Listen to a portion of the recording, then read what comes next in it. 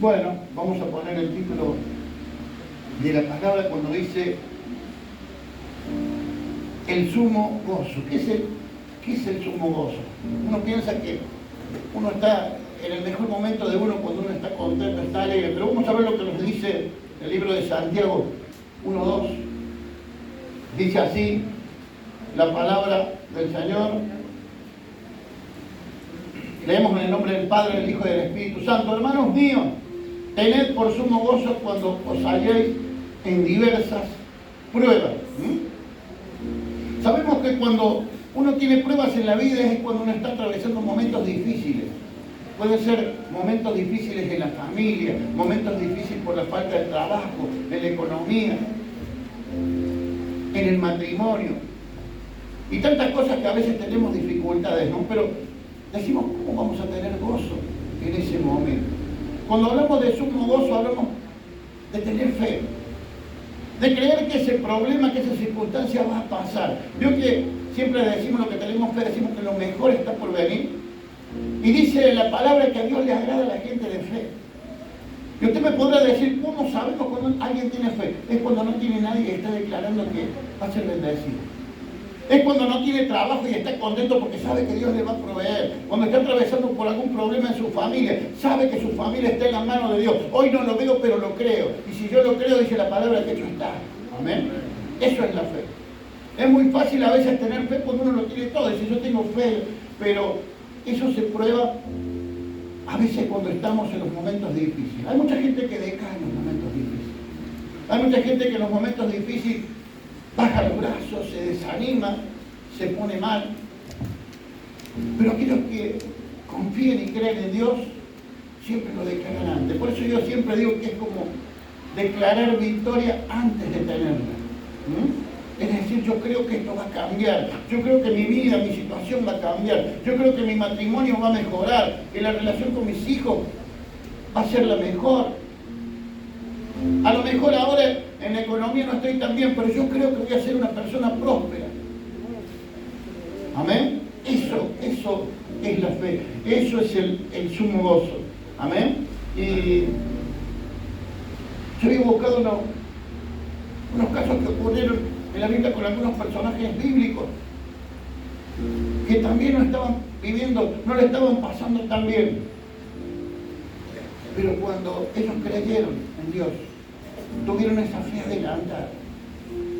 Mira, hermano, cuando salgas de la iglesia, yo quiero que salgas con ese sumo gozo. No lo tengo todavía, pero yo lo voy a tener. No tengo mi casa, pero la voy a tener. No tengo el auto que yo quisiera tener, pero lo voy a tener. Tal vez en mi familia las cosas no están bien, pero yo sé que va a mejorar todo. Yo sé que mi matrimonio va a salir adelante. Y tantas cosas que a veces pasamos nosotros. Hay mucha gente que está sola, que se siente en soledad, pero puede decir, Señor, yo sé que esto no va a durar mucho. Yo sé que pronto estaré acompañado. Eso es poner nuestra esperanza en Dios, no en los hombres, en Dios. ¿Saben lo que dice la Biblia? Maldito el hombre que confía en el hombre. Tenemos que confiar en Dios, tenemos que poner los ojos en Dios y creer. Amén. En el medio de la tormenta hay personas que se paran y declaran. Están seguros porque Dios está con ellos. Y saben que las tormentas de la vida no duran siempre. Una tormenta dura media hora, 40 minutos. A veces hace desastre, pero las tormentas pasan. Por eso la palabra dice que debemos persistir, que debemos perseverar, que debemos estar firmes. Amén. Y cuando usted está firme en un momento difícil, usted pasa, usted cree en Dios, pone su confianza en Dios. Luego viene la bonanza, viene la bendición. Muchos predicadores dicen que la tormenta se lleva todo lo flojo, todo lo que no sirve, se arrastra todo y queda lo más firme. Y le damos gracias a Dios. Y el primer punto es el caso de Ana, la madre de Samuel. Ahí en 1 Samuel 1, del 6 al 10, vamos a leerlo, dice: y su rival la irritaba, enojándola, entristeciéndola, porque Jehová no le había concedido hijos. Ahí era su rival, Penina. ¿Sabe que Ana era estéril? Y Penina era otra mujer que tenía a su esposo. Y ella sí, Dios le había dado muchos hijos. Y ella cada vez que subía a adorar a Dios en un tiempo, esta mujer se levantaba y le hacía burla, se burlaba de ella. Mire, dice, enojándola, entristeciéndola. Imagínense cómo se sentía. Toda mujer tiene la necesidad de ser mamá, de ser madre. Si ella no podía. Dice que su esposo la amaba mucho a ella, pero para ella no bastaba porque ella quería tener un hijo. Estaba pasando una situación muy difícil, pero muy difícil. El siguiente. Así hacía cada año cuando subía a la casa de Jehová, le irritaba así por lo cual Ana lloraba y no comía. Oh, mire qué difícil, ¿no? Qué difícil que le estaba pasando el 8. Y el Cana, su marido, le dijo, acá, ¿por qué lloras? ¿Por qué no comes? ¿Por qué está afligido tu corazón? ¿No te soy yo mejor que 10 hijos? Vamos al 9. Y se levantó Ana después que hubo comido y bebido en Silo, y mientras el sacerdote Elí estaba sentado en una silla junto a un pilar en el templo de Jehová, ella con amargura en el alma oró a Jehová y lloró abundantemente. Amén. Fíjense que en el medio de su quebranto, en el medio de su dolor, ella dice que derramó su alma delante del Señor. Ella le confesó su dolor, le confesó su tristeza, su amargura, ese momento difícil que ella estaba pasando. ¿Sabe que hay mucha gente que se alejan de Dios cuando tienen problemas? Pero acá Dios te dice, te tenés que acercar, porque en Dios hay solución. Dios quiere bendecir tu vida, Dios quiere bendecir tu casa. ¿Cuántas veces le hemos dado oportunidades a otras personas que nos han fallado, que han hablado mal de nosotros, que nos han traicionado? Pero a veces se nos hace difícil confiar en Dios y darle una oportunidad a Dios, probar con Dios, ¿no? Ella dice que allí lloró amargamente. Ana vivía un momento que calificó de la siguiente manera, yo había puesto aquí, un momento irritable, enojo, triste, amargura. Pero un día, a pesar de todo, se encontró en la casa de Dios y decidió entregarle a Dios todo ese lamento, toda esa tristeza que tenía. Y sabe que cuando Elías estaba en la puerta del templo sentado ahí a la orilla de una columna, veía que Ana balbuceaba y lloraba y dijo, esta mujer, dice la Biblia, ¿no? Ha tomado algo, está ebria. Y cuando sale ella, el sacerdote le dice, no.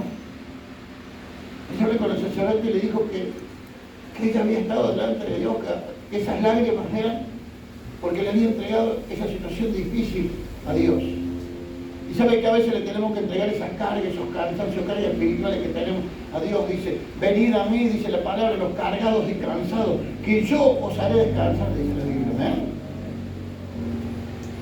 Y vemos el 1:18.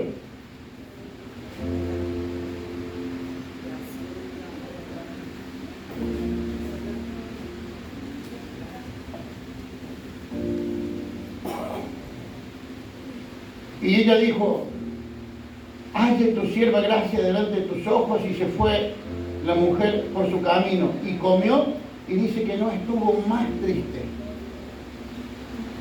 El sacerdote le había dicho que el año que viene iba a venir, pero no iba a venir sola, iba a venir con un hijo en su brazo. Ella recibió esa promesa de parte de Dios. Y aquí la Biblia le dice claro, y no estuvo más triste. Su hijo todavía, ella no había quedado embarazada, todavía no tenía hijo, pero ante la promesa de Dios ella creyó en su corazón y dice que cesó su tristeza, ya no estuvo más triste. ¿Me entienden? ¿Vio que esto es fe? Porque cuando Dios te dice que Dios te va a bendecir, si vos lo crees en tu corazón, yo no creo y tomo esta palabra, vas a ser bendecido. Cuando decís, yo creo que Dios va a solucionar mi situación o lo que estoy atravesando, cuando lo crees en tu corazón y no estás más triste a partir de ese momento, vas a ser bendecido. ¿Sabes lo que hizo el Señor en la vida de Ana? El año siguiente, ella llegó nuevamente al templo Pero no llegó sola, sino que llegó con un hijo. Dios le dio un hijo. Y fue el profeta Samuel, aquel profeta que iba a ser un gran profeta de Dios, que ungió al rey David. Y sabe que le digo, siempre que predico esta palabra, digo que Dios no es escaso cuando bendice. Dios te bendice y te da mucha bendición. Ana pedía un solo hijo para poder ser mamá. ¿Y sabe qué decía Ana? Si tú me das un hijo, yo te lo voy a poner a tu servicio. Ella quería ser mamá y a su hijo cuando tuviera la edad lo iba a dejar en el templo para que su hijo se transformara en un sacerdote. Bueno, Samuel fue un profeta. Dice que cuando él tuvo cierta edad lo llevó hasta el sacerdote y a su hijo le dijo, aquí está, este es el hijo que Dios me prometió. Y lo dejó ahí en el templo para que viniera allí. Pero lo que más me gusta de esta historia es que Dios cuando bendice, bendice en grande. ¿Sabe usted que Ana, aparte de tener ese hijo, tuvo 5 hijos más? Y yo me imagino a Ana cada vez que iba al templo, iba lleno de chicos. Yo como ando con las gemelas, yo todo eso. Qué alegría esa mamá. Por eso cuando Dios te bendice mucho, pero hay que creer, hay que tener fe. Y si Dios te dice en esta mañana a través de su palabra que te va a bendecir, que va a cambiar tu situación, y vos lo crees, tu situación va a cambiar. No estés más triste, no estés más preocupado. Decir este problema, esta situación, la dejo en las manos de Dios y yo sé que Dios se va a encargar. Eso es el sumo gozo. Es un gozo que a lo mejor la gente que no cree en Dios no entiende. Porque dice, ¿cómo podés vos creer algo si todavía no lo tenés? Esa es la fe. Y la Biblia dice que a Dios le agrada a la gente que tiene fe. Amén. Es tan linda esta historia. Juan 8:56, vamos a hablar de un viejito que tenía 100 años, mire, 100 años. Su mujer tenía 90 años. Biológicamente no podía tener hijos por su edad. Y él tampoco, 100 años. Pero Dios le había prometido que su descendencia iba a ser como las estrellas del cielo, no le iban a poder contar como la arena del mar. Hay que creer eso, ¿no? Era imposible, naturalmente, que pudiera transformarse en padre Sara y Abraham. Y dice Abraham, vuestro padre se gozó de que había de venir mi día, y lo vio y se gozó. Dios le había prometido. Y él se abrazó a esa promesa. Amén. Fue dicho, de tu simiente serán benditas todas las naciones. Porque de ese hijo que Dios le iba a dar a esta persona que tenía 100 años, iba a nacer Jesús. De tu simiente serán bendecidas todas las naciones. Y él se aferró a esa promesa. Y la Biblia nos enseña que nosotros nos tenemos que aferrar cuando Dios nos habla a las promesas de Dios. Los demás te van a decir, eso no va a ser, eso es imposible, naturalmente no puede ser, biológicamente no puede ser, eso no lo vas a decir. Pero yo te digo en esta mañana que para Dios no hay nada imposible. Amén. Cuando Dios esté en tu vida, no hay bruja, hechicero, no hay maldad, no hay demonio, no hay diablo que te pueda tocar si vos tenés a Dios en tu vida. No hay envidia que te pueda atar si Jesús está ahí en tu corazón. Amén. Y lo vio, dice, y se gozó. El Señor Jesús da fe, había puesto yo aquí que Abraham se gozó en saber de que de sus hijos nacería el Redentor. ¿Y sabes qué? A los 90 años, una mujer que había sido estéril toda su vida, quedó embarazada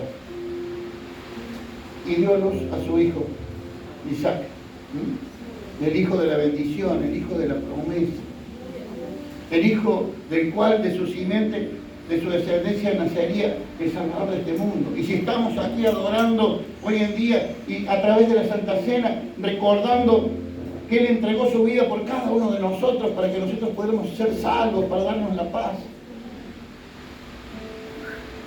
Ese es Jesús. Amén. Aquel que hace cosas imposibles. Le damos gracias al Señor. Amén. Otro de los casos de quien hablamos antes de pasar la Santa Cena es del mismo Jesús. Amén.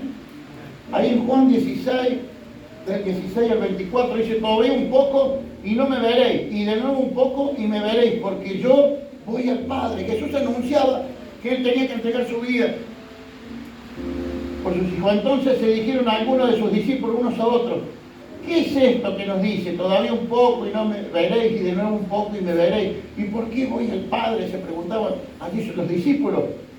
Decían pues, ¿qué quiere decir con todavía un poco? No entendemos lo que habla. Jesús conoció que querían preguntarle y les dijo, ¿preguntáis entre vosotros acerca de esto que dije, todavía un poco y no me veréis, y de nuevo un poco y me veréis?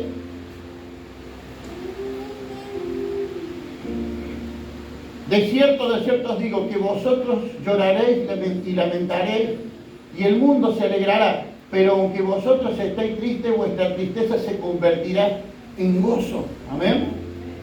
Mire lo que decía Jesús.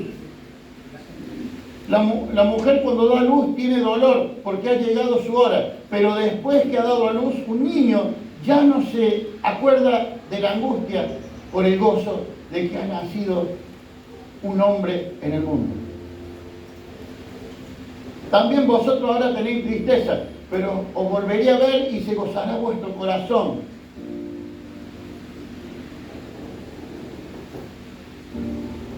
No terminé de leer el anterior. Vuestro corazón, y nadie os quitará vuestro gozo, el 23. En aquel día no me preguntaréis nada, de cierto os digo, que todo cuanto pidiereis al Padre en mi nombre, mi Padre os dará. Hasta ahora nada habéis pedido en mi nombre, pedid y recibiréis para que vuestro gozo sea cumplido. Gloria a Dios. Hasta ahí llegamos. Amén. Jesús nos habla de gozo. Jesús iba a pasar uno de los momentos más difíciles de su vida. Yo calculo que todos hemos visto la película de la Pasión de Cristo, ¿no? Él era azotado, fue golpeado, fue maltratado, y de la peor manera. Lo cuento como referencia. Él fue azotado con un látigo que se llamaba fladro, que eran 3 lazos, y por lo general se le ponía hueso en las puntas o plomo. Y cuando le pegaban en su espalda, dice que cuando sacaban restos de su carne. Por eso dice la Biblia que se veía en sus costillas. Cargó ese madero. Pero ¿sabe que una cosa? Jesús tenía gozo en su corazón. Y usted dice, ¿cómo atravesando el peor momento? Él tenía gozo, porque él sabía que a través de su muerte muchos iban a encontrar la salvación. Amén. Antes del sacrificio, Jesús dice, por cuanto todos pecaron, están destituidos de la gloria de Dios. El único pueblo que iba a ser salvo era el pueblo de Israel. Pero Jesús no vino solo por el pueblo de Israel, vino por todo el mundo. Dice la palabra que porque de tal manera amó Dios al mundo que dio la vida de su Hijo, para que todo aquel que no se pierda tenga vida eterna. Amén. Todo aquel que en Él crea. Amén. Por eso Dios es un Dios de oportunidad. Y Jesús ahí, en el peor momento de su vida, cuando se le burlaban, cuando le decían, si vos sos Dios, bájate de ahí, si vos sos Dios. Y él sabe lo que dijo, Señor, perdónalos, no saben lo que hacen. Jesús vino con un propósito, de entregar su vida ahí en la cruz. Por ti, por mí, por los que están afuera, por los que creen, por los que no creen. Porque en Juan 3:16 dice, porque de tal manera Dios amó al mundo. Por eso, así como nosotros debemos amar al mundo, nosotros debemos amar a los drogadictos, a los pecadores, debemos amarlos porque Jesús los amaba. Jesús se acercaba a ellos y sus vidas eran transformadas. Y esa es nuestra misión en este tiempo, que dice que la maldad ha aumentado tanto. Y dice que a lo malo lo ven bueno y a lo bueno lo ven malo.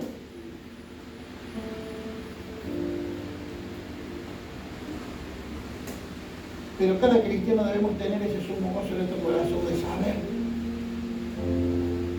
que a veces, aunque estemos atravesando una prueba, a veces aunque nos pasen cosas, de saber que esto no va a durar porque la bendición de Dios viene en camino. Nosotros hablamos por fe. A veces le decimos a los hermanos y a las hermanas, cerrá tus ojos y mira a tus hijos sirviéndole a Dios, predicando la palabra. Dice que el diablo ha venido a matar, a robar y a destruir. Así dice la Biblia. Y en este tiempo está destruyendo la juventud. En este tiempo hay familias y madres que lloran por sus hijos que están perdidos. Todos conocemos gente. Perdidos en la droga. Ya es común ver gente drogándose por las calles, gente, la delincuencia. Aquí lo vivimos, aquí en la puerta, que por qué para patrulleros, bajan, roban las motos. Y uno a veces tiene que darle gracias a Dios si los hijos nuestros están dentro de la iglesia. Porque el enemigo ha venido a robar los sueños, a matar las esperanzas de vida, a destruir los hogares, las familias, a separar los matrimonios. Y este es el tiempo de acercarse a Dios, porque Dios siempre nos está dando una oportunidad. Este es el tiempo de decir, Señor, voy a probar con vos. Tanto nos cuesta a veces probar con Dios. A veces a mí me preguntan, me dicen, ¿por qué vas tanto a la iglesia? Y yo le digo, porque yo he conocido un nuevo amor. Yo una vez le di una oportunidad en mi corazón a Dios, le entregué mi vida y vi todas las cosas que hizo en mi casa, en mi familia, en mi matrimonio. Yo estaba a punto de separarme cuando vine a la iglesia. Tal vez era la última oportunidad que tenía con un hijo muy pequeño. Y aquí Dios restauró mi vida, me dio las fuerzas y todo lo que tengo se lo debo a Él. Amén. Ya no quiero volver al pasado, no quiero volver a la vieja vida. Y uno tiene un agradecimiento, un amor a Dios de estar en su camino. Por eso Dios nos ama tanto en este tiempo. Y lo que estamos aquí en esta mañana, que podamos decir, se viene lo mejor para mi vida, se viene lo mejor para mi familia, para mi matrimonio, para mis hijos. De decir a mis hijos, no se van a perder en el mundo, ni en la droga, ni en los vicios. Mis hijos van a ser siervos de Dios, mis hijos van a estar cubiertos. Tan difícil que sea puesto el mundo en este tiempo, amén. Pero le demos gracias a Dios porque Dios está al lado nuestro. Porque sentimos su amor, sentimos su misericordia en nosotros, amén. Y en esta mañana, a través de esta Santa Cena, vamos a agradecerle a Jesús por todo lo que Él ha hecho. Este vino representa la sangre de Cristo vertida en la cruz para salvación nuestra, para perdón de nuestros pecados. El pan representa el cuerpo de Jesús aquí, que fue flagelado, golpeado, hasta escupido, clavado en un madero. Por eso cada vez que compartimos nosotros la Santa Cena, decimos gracias Jesús. Gracias por todo lo que has hecho. Gracias que por tu misericordia y por tu amor hoy podemos estar en tu presencia y podemos recordar. Yo le voy a pedir a los hermanos que van a servir la Santa Cena que puedan estar pasando. Los demás los ponemos de pie, vamos a orar mientras adoramos.